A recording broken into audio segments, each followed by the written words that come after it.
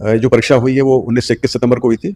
उसमें 21.17 लाख अभ्यर्थियों ने हिस्सा लिया, जो कि लगभग 86% अटेंडेंस थी। बहुत ही संतोषजनक थी। 6 पारियों परीक्षा हुई थी और खुशी की बात है ये परीक्षा बिल्कुल शांतिपूर्ण पर संपन्न हो गई। छुटपुट कुछ इश्यूज थे, जैसे कोई किसी ने प्रयास किया डमी आने का या कहीं और डमी बैठा हुआ था, या कुछ चेहरों का मिलान का इशू था, कोई एक बच्चे के पास स्मार्ट वॉच मिली थी। ऐसे करके छुटपुट थी, लेकिन ज़्यादा कोई इशू नहीं था और मुझे बहुत खुशी है कि सब कुछ ठीक हो पाया। और इसका जो सब श्रेय जाता है वो 38 जिला प्रशासन को जाता है, जिन्होंने परीक्षा अच्छे से करवाई, शांतिपूर्वक करवाई, और साथ साथ में कैंडिडेट्स को भी, जिन्होंने बहुत ही धैर्य से अपने परीक्षा दी और जो कुछ कमियां थी उनको भी उन्होंने ओवरलुक किया, नज़रअंदाज किया और शांतिपूर्ण तरह से परीक्षा दी। तो ये टीम एफर्ट था, जिसके अंदर कर्मचारी चयन बोर्ड, जिला प्रशासन और कैंडिडेट्स सब ने मिलजुल कर कार्रवाई की और खुशी की बात है सब कुछ ठीक हो गया। सर 6 पारियों में परीक्षा का आयोजन हुआ है, किस तरह से परिणाम तैयार होगा?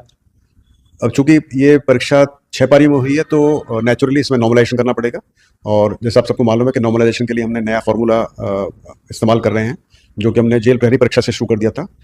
उससे पहले हम लोग जेड फार्मूला का इस्तेमाल करते थे, जो कि मीन बेस्ड फार्मूला होता था, लेकिन अब हमने नया फार्मूला अडॉप्ट किया था। उसका नाम है इक्विपर्सेंटाइल फार्मूला, और इस फार्मूले को हम इस्तेमाल करेंगे। जेल प्रहरी में कर चुके हैं, उसका परिणाम बहुत अच्छा रहा था, सभी उससे सेटिस्फाइड थे। अब पटवारी में भी उसको इस्तेमाल करेंगे, और चूंकि ये परीक्षा 6 पारी में हुई है चतुर्थ श्रेणी की, उसके अंदर भी हम इक्विपर्सेंटाइल फार्मूला यूज़ करेंगे, और मुझे उम्मीद है कि इसमें से हर शिफ्ट से लगभग बराबर बच्चे पास होंगे। ये डिपेंड करता है कि तो स्कैनिंग का टाइम काफ़ी लगेगा, क्योंकि 21 लाख बच्चों की ओवर शीट को स्कैन करना होता है तो काफ़ी वक्त लगता है। बीच में काफ़ी छुट्टियां हैं, दिवाली का माहौल है, तो टाइम लगेगा उसके लिए। दूसरी बात है कि चूंकि 6 पारी की परीक्षा, तो 6 पेपर की वैलिडेट करना, उसकी जांच करना, उसको निकालना, और फिर उसके ऊपर ऑब्जेक्शन करना, ऑब्जेक्शंस इनवाइट करना। अब डिपेंड करता है कितने ऑब्जेक्शंस आते हैं, कितने क्वेश्चन में ऑब्जेक्शन आते हैं।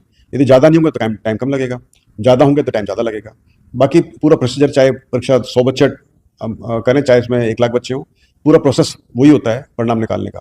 तो सिर्फ जो टाइम ज़्यादा लगता है वो लगता है या तो स्कैनिंग के अंदर, या फिर क्वेश्चन पे कितने ऑब्जेक्शन लगते हैं उसके ऊपर। तो उस पर डिपेंड करेगा कि कब तक हम इसको कर पाएंगे।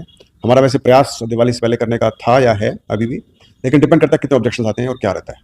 जारी करने का प्रयास चल रहा है अभी। उसके अंदर कुछ उसमें कुछ इश्यूज थे, खास करके एक्स सर्विसमैन के पदों के लेकर, बैकलॉग पदों को लेकर, तो उस पर कार्रवाई चल रही है। तो जैसे ही वो उसकी अर्थना पूरी तरह से हमारे पास तैयार हो जाती है, मिल जाती है, तो फिर हम उसका विज्ञापन जारी कर सकते हैं। इसमें कोई चेंज नहीं है, तय समय पर परीक्षा होने का पूरा प्लान है। वीडियो परीक्षा 2 नवंबर को है, उसमें लगभग 5.5 लाख अभ्यर्थी हिस्सा ले रहे हैं, और हमारा प्लान इसको एक शिफ्ट में कराने का है, और 38 जिलों में परीक्षा होगी, तो उसकी तैयारी चल रही है।